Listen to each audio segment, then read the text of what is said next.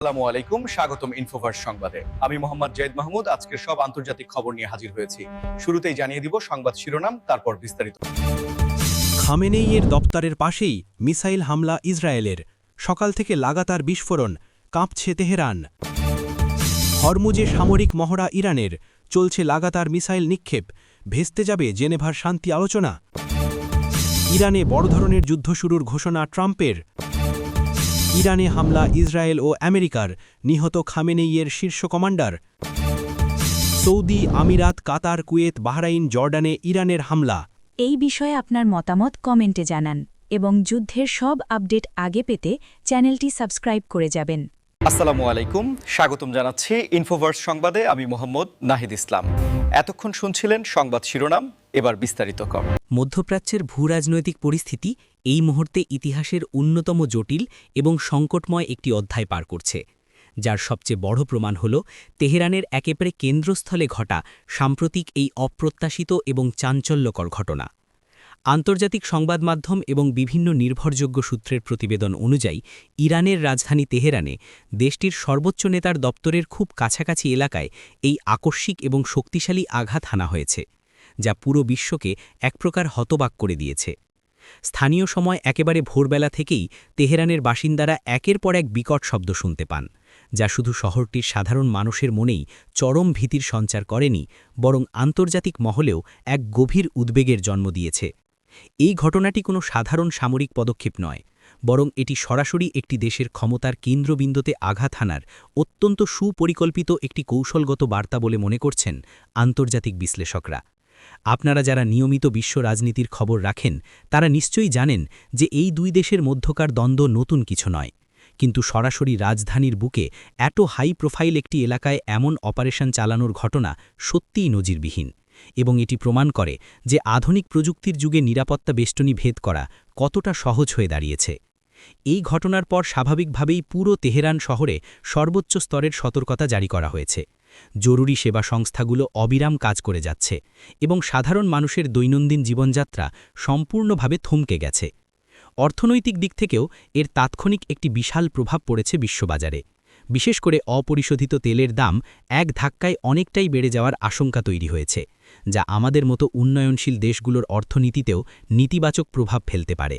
ভূরাজনীতির অত্যন্ত গুরুত্বপূর্ণ একটি স্ট্র্যাটেজিক পয়েন্ট বা কৌশলগত অবস্থান হল হরমুজ প্রণালী, যেখান দিয়ে বিশ্বের প্রায় 1/3 জ্বালানি তেল পরিবাহিত হয়।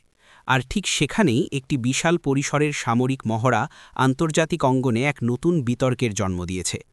আন্তর্জাতিক বিভিন্ন নিউজ পোর্টাল এবং প্রতিপক্ষা বিশ্লেষকদের মতে এই মহড়ার মাধ্যমে মূলত সামরিক সক্ষমতা এবং নিজস্ব প্রযুক্তিতে তৈরি অত্যাধুনিক সব অস্ত্রের প্রদর্শন করা হচ্ছে, যার মধ্যে রয়েছে দূরপাল্লার শক্তিশালী সব প্রজেক্টাইল, আধুনিক রাডার সিস্টেম এবং অত্যাধুনিক ড্রোন প্রযুক্তি।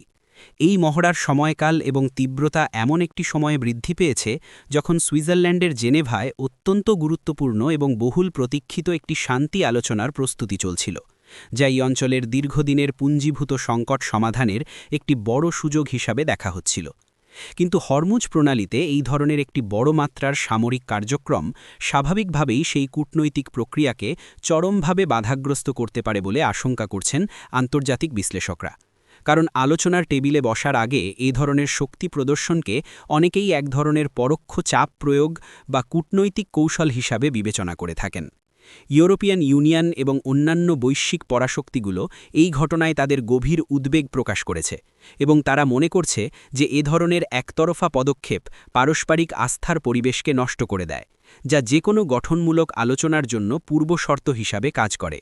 মার্কিন যুক্তরাষ্ট্রের অভ্যন্তরীণ এবং বৈদেশিক রাজনীতিতে ডোনাল্ড ট্রাম্প সবসময়ই একজন অত্যন্ত আলোচিত এবং প্রভাবশালী ব্যক্তিত্ব, আর তার সাম্প্রতিক কিছু বিবৃতি বা বক্তব্য আন্তর্জাতিক রাজনীতিতে রীতিমতো ঝড় তুলেছে, যেখানে অনেকেই মনে করছেন যে তিনি হয়তো একটি বড় ধরনের ভূরাজনৈতিক সংঘাতের দিকে এগোবার ইঙ্গিত দিচ্ছেন।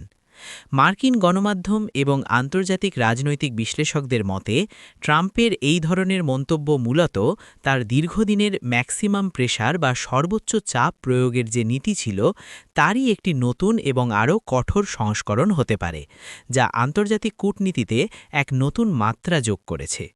যদিও আনুষ্ঠানিকভাবে কোনো বড় ধরনের সামরিক পদক্ষেপ নেওয়ার বিষয়টি একটি দেশের সাংবিধানিক এবং আইনি কাঠামোর ওপর নির্ভর করে, কিন্তু একজন প্রভাবশালী রাজনৈতিক নেতা বা সাবেক প্রেসিডেন্টের মুখ থেকে যখন এ ধরনের চরম আক্রমণাত্মক বা ইঙ্গিতপূর্ণ কথা শোনা যায়, তখন তা স্বভাবতই পুরো বিশ্বে একটি বড় ধরনের সতর্কবার্তা হিসাবে ছড়িয়ে পড়ে।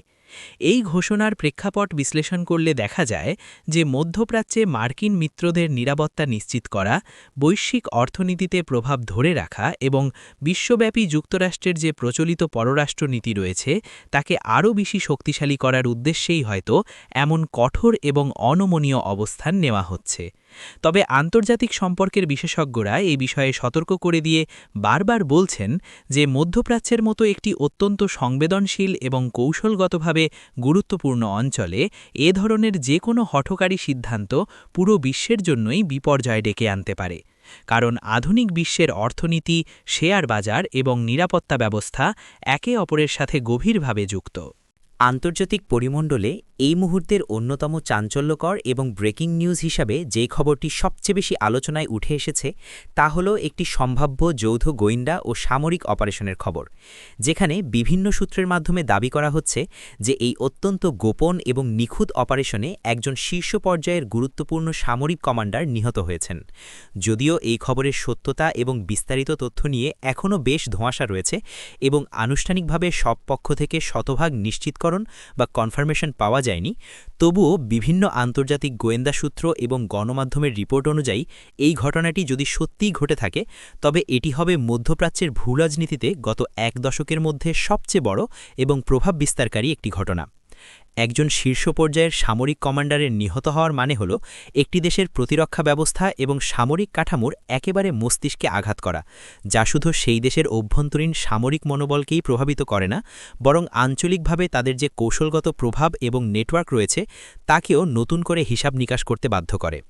এই ধরনের একটি হাই প্রোফাইল টার্গেটেড অপারেশনের পেছনে অত্যাধুনিক স্যাটেলাইট প্রযুক্তি, নিখুঁত গোয়েন্দা তথ্য, সাইবার সক্ষমতা এবং অত্যন্ত সুপরিকল্পিত কৌশলগত সমন্বয় প্রয়োজন হয়, যা স্পষ্টভাবে প্রমাণ করে যে প্রযুক্তিগত দিক থেকে আধুনিক আন্তর্জাতিক সংঘাত এখন ঠিক কোন পর্যায়ে এসে পৌঁছেছে। এমন একটি স্পর্শকাতর এবং বৈশ্বিক প্রভাব বিস্তারকারী বিষয়ে আপনাদের নিজস্ব মতামত বা বিশ্লেষণ কি তা জানতে আমরা খুবই আগ্রহী। তাই এখনই আপনাদের মূল্যবান মন্তব্য কমেন্ট বক্সে লিখে ফেলুন এবং আমাদের চ্যানেলের অন্যান্য ইনফরমেটিভ ভিডিও পেতে সাবস্ক্রাইব বাটনটি ক্লিক করে রাখুন। মধ্যপ্রাচ্যের চলমান সংকট এখন আর কেবল নির্দিষ্ট এক বা দুটি দেশের সীমানার মধ্যে সীমাবদ্ধ নেই, বরং তা পুরো আরব উপদ্বীপ এবং পারস্য উপসাগরীয় অঞ্চলে একযোগে ছড়িয়ে পড়ার একটি ভয়াবহ শঙ্কা তৈরি করেছে।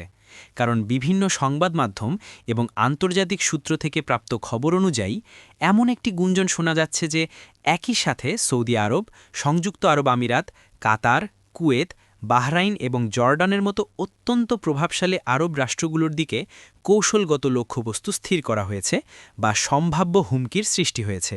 যদি এই রিপোর্টগুলোর ন্যূনতম সত্যতাও থেকে থাকে তবে এটি হবে আন্তর্জাতিক সম্পর্কের ইতিহাসে একটি নজিরবিহীন ঘটনা, যেখানে একই সাথে পুরো একটি অঞ্চলের এতগুলো গুরুত্বপূর্ণ অর্থনৈতিক এবং কূটনৈতিক কেন্দ্রের সাথে সরাসরি উত্তেজনার ঝুঁকি তৈরি করা হচ্ছে।